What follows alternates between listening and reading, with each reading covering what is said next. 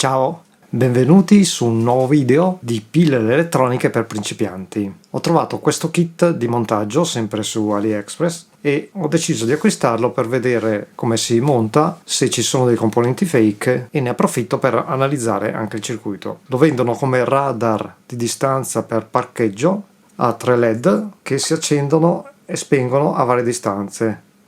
Il verde circa 30 cm, il giallo circa 20 e il rosso circa 10. Ci sono due trimmer di taratura, uno che fa la sensibilità e uno che regola la distanza. Andiamo a vedere come si monta, come si regola, se i componenti sono dei fake o funzionano, e analizzeremo con l'oscilloscopio il circuito. Andiamo ad aprire il kit.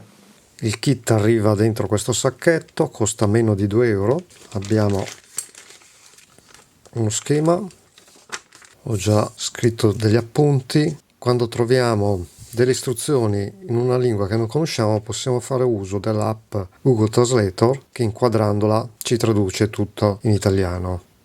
Questa è la regolazione della distanza, questa è la regolazione della sensibilità, i colori del LED sono gli appunti che mi sono preso. Questa è la distinta materiali,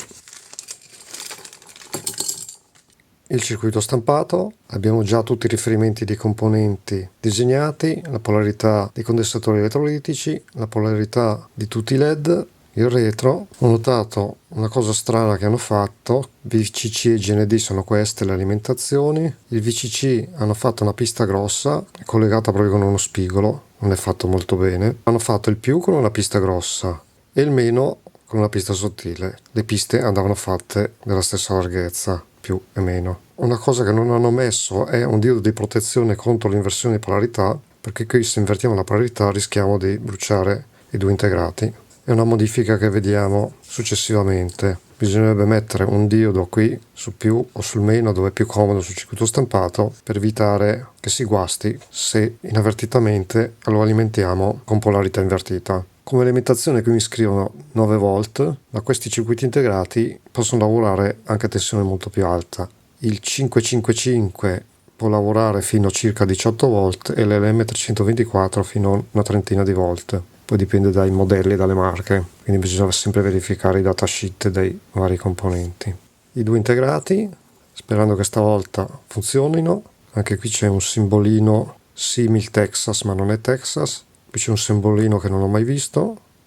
Andremo a testarli se funzionano. Abbiamo i LED colorati, rosso, verde e giallo, che sono quelli che ci danno un'indicazione di distanza. Poi abbiamo il LED trasmittente e il LED infrarosso ricevente. Anche questi hanno catodo e anodo e vanno qua, HJ e HS. HJ è il ricevente e l'HF è il trasmittente. Resistenze, condensatori elettrolitici, i due trimmer e due condensatori ceramici. Condensatori ceramici da 104 vuol dire 10 con 4 zeri, quindi sono 100.000 picofarad, 100 nanofarad, e questo deve essere un 20 picofarad. Vediamo sulla distinta: 0,1 microfarad è quello marcato 104, 20 picofarad è quell'altro che abbiamo visto. Il 20 picofarad è qua nel circuito di amplificazione e il 100 nanofarad è qua, 0,1 microfarad C4. Prima cosa da fare è controllare se tutti i componenti sono buoni e se sono in tolleranza, quindi col tester, come hai visto nell'altro video di pillole elettroniche, con il tester controlli tutti i componenti. Adesso io faccio questa operazione di verifica e se trovo qualcosa che discorda dai valori lo vediamo poi insieme. Nel controllare il materiale ho trovato il primo problema: abbiamo 10 resistenze ma le resistenze sono 17. Qui arriva fino a 19 perché ne manca qualcuna, manca l'R17 e l'R11. Ho spuntato quelle che ci sono, mancano tutte le resistenze da 1 kilo, quindi ho preso le mie. Un'altra cosa che notiamo è che le resistenze cinesi hanno dei terminali sottilissimi, invece quelle non cinesi hanno un diametro di terminale molto più grosso. Inoltre la scritta è molto più leggibile, la fascia della tolleranza è ben distanziata, quindi si riesce a leggere bene.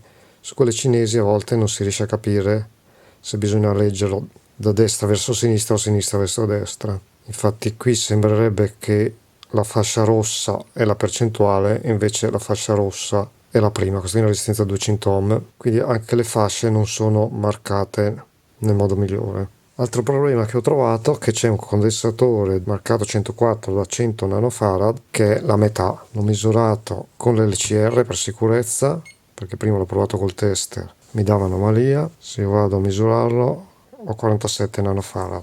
Ho preso questa pinzetta per gli SMD e l'ho modificata a 4 fili. Ci farò un video magari su questa modifica, molto comoda per provare gli SMD.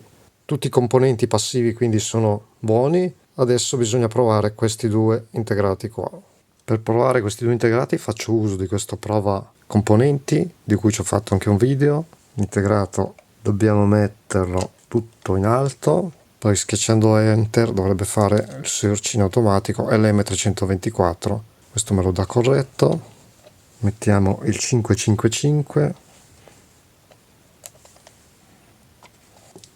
e nel 555. Stavolta sono corretti.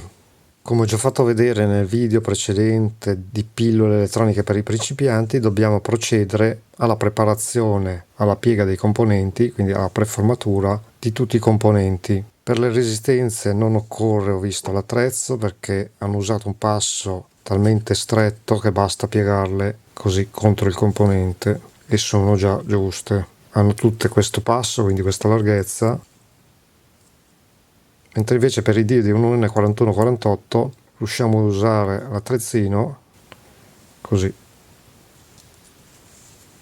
e vanno qui. Poi quando li monteremo dobbiamo sempre fare attenzione al catalo che è la fascia, in questo modo. Preparo tutti i componenti, poi stavolta farò uso dell'Egio perché sono tanti.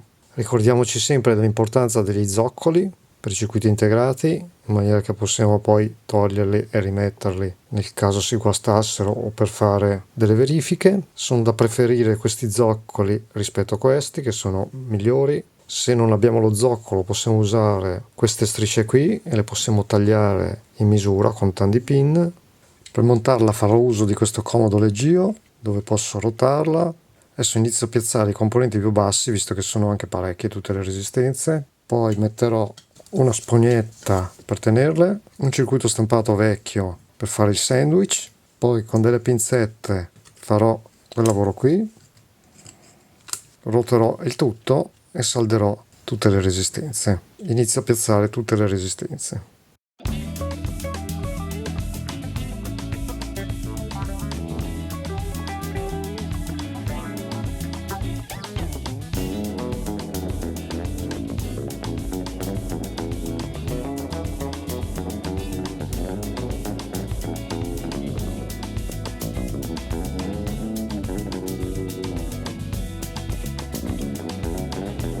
Ecco impacchettato il tutto, come vedi se ne stanno ferme, non si muovono, non c'è bisogno di piegare i terminali, come ho già detto parecchie volte non è una buona soluzione. Adesso procedo alla saldatura e ripasso la punta, come hai già visto nel video del piccolo alimentatore con il regolatore 7805.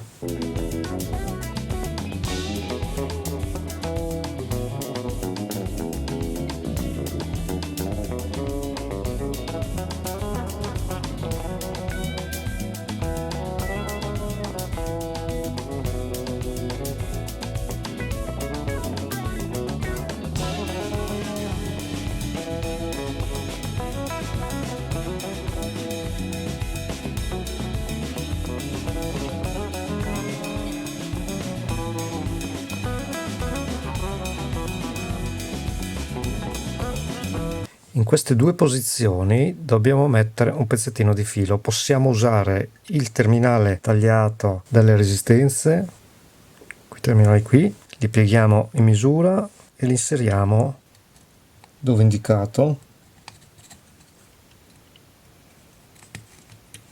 Possiamo piegarli leggermente, tanto questi qui non sono componenti che in un futuro dovremo togliere. E facciamo la saldatura come gli altri componenti. Possiamo adesso andare avanti con i restanti componenti, quindi gli zoccoli. Mettiamo sempre la scanalatura in corrispondenza del pin 1, come indicato sulla serigrafia, e così mettiamo tutti i componenti. Dobbiamo fare attenzione ai LED che hanno la polarità, quindi lo smusso, che è questo qui, dove c'è il catodo che è il più corto, quindi il più corto dovrò metterlo così, quindi questo va così.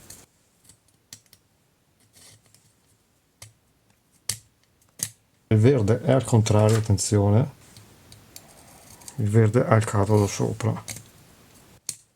Procedo con i condensatori e anche i due LED qui. Adesso bisogna vedere qual è il trasmettente e qual è il ricevente. L'HJ è il D4 che è questo, il catodo è sotto, lo mettiamo qui. L'altro è l'HF che è il trasmettente infrarosso, lo smusso va sopra, che è il catodo, che è il piedino più corto, sopra così. Poi dopo andremo a analizzare anche lo schema che vedremo all'oscilloscopio. Adesso monto il resto e giro.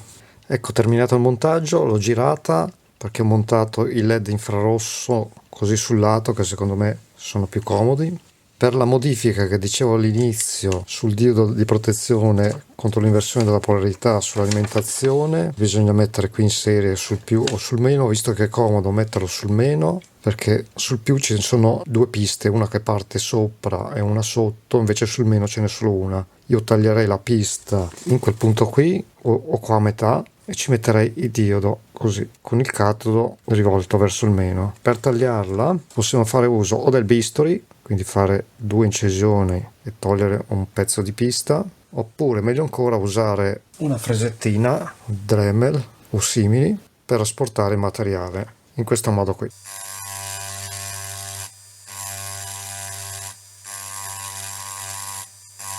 Ecco fatto, si fa meno fatica perché col bisturi bisogna fare molta attenzione perché essendo affilato c'è anche il rischio di farsi male. Il diodo va così, prendo la misura, lo taglio. Di qui possiamo mettere due pin strip, purtroppo non hanno previsto il morsetto. Qui magari gli diamo una bella piega.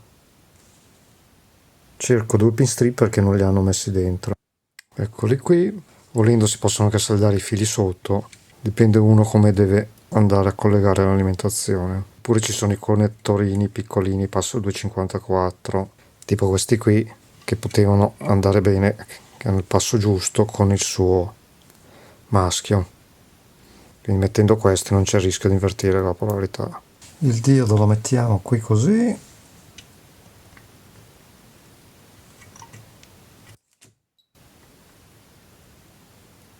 Così evitiamo di bruciare il tutto se inavvertitamente lo alimentiamo col più e meno invertiti. Prima di montare gli integrati, buona norma, alimentare il circuito e vedere se c'è una tensione corretta sulle alimentazioni dei due integrati. Quindi tra l'1 e l'8 del 555, 1 e 8 o 9 volt. Sto entrando con un 9,7 perché ho calcolato la caduta di tensione del diodo che abbiamo messo. 9,7, infatti lì abbiamo 9 volt. Poi proveremo a alimentarlo anche con tensioni più alte, che secondo me dovrebbe funzionare allo stesso modo. L'LM324 è alimentato tra 11 che è il meno e il 4 che è il più. 4, 11, 9 volt. Perfetto. Ora possiamo montare i due circuiti integrati, magari anche uno alla volta. Montiamo prima questo, vediamo se oscilla e poi successivamente monteremo anche l'LM324. Ho montato l'integrato NE555, ho saldato qui un pezzettino di filo per avere la massa della sonda dell'oscilloscopio, vado sul pin 3 che è l'uscita dell'oscillatore, ho un'onda quadra a una frequenza di 490 Hz con un duty cycle del 65%. Perfetto. Procedo adesso a montare anche l'LM324. Ho collegato l'oscilloscopio sull'uscita dell'amplificatore, sono qui prima di andare al comparatore, ai 3 stadi di comparazione. Posso andare con l'altro canale all'uscita del 555, così vediamo l'ingresso e l'uscita. Mi sono accorto che ho montato il LED rosso e il LED verde invertiti, comunque niente di male, i LED sono solo una segnalazione. I LED funzionano tutti e tre, vedi? E in corrispondenza del segnale portante abbiamo l'uscita che torna indietro dal ricevitore. Adesso controlliamo se regola la sensibilità di amplificazione, che è questo qua. Giro a sinistra, dovrebbe aumentare la sensibilità, dovrei vedere alzarsi il giallo, eccolo lì, sta alzando, infatti si sta accendendo il LED rosso, così dovremmo essere alla massima sensibilità. Questo qui regola la distanza, invece quello sopra in pratica mi cambia la tensione questo partitore. Ci mettiamo qui sul 5, su questa resistenza qui R10, regoliamo la distanza, che è il canale blu, si rido indietro, vedi che si alza. Vedrai che quando supera quello giallo, alla punta di quella gialla si spegne il LED verde. Eccolo qua, vedi? Perché adesso sono qui dove c'è collegato il LED verde. Se mi metto qui, quindi dall'altra parte di R10 o su R6,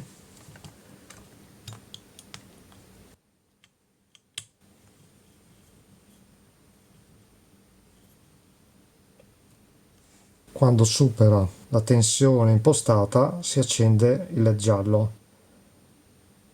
Questo è il secondo comparatore. Il terzo comparatore ci dobbiamo mettere qui su R8 su R6, quindi su pin 12. Vediamo se è questo. In questo caso è il nostro LED rosso. Vedi che come i picchi gialli superano la riga blu si accende.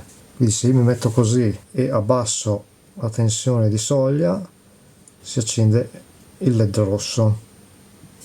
Quindi abbiamo 3 comparatori di soglia, c'è una tensione che arriva dall'amplificatore, viene mandato al comparatore che compara 3 soglie e quindi fa accendere in sequenza i 3 LED. Se vogliamo aumentare la sensibilità possiamo cambiare questa 47 kg e se vogliamo abbassare questa tensione, cioè farla scendere ancora di più, dobbiamo mettere in serie qui al trimmer una resistenza in maniera che questa tensione si abbassa tutta e diventa più sensibile e possiamo aumentare la distanza. Quindi adesso questa qui è la massima sensibilità che ho. Guardando i LED sono circa 30 cm, 20 cm e 5 cm, che penso che è quello che hanno scritto qua loro. 30, 20, 10 più o meno ci siamo. Proviamo adesso a aumentare la tensione di alimentazione. La porto a 12 volt. Come vedi che anche a 12 volt funziona perfettamente. Quindi possiamo tranquillamente alimentarlo a 12 volt. Fanno più luce i LED, ma il circuito funziona egregiamente.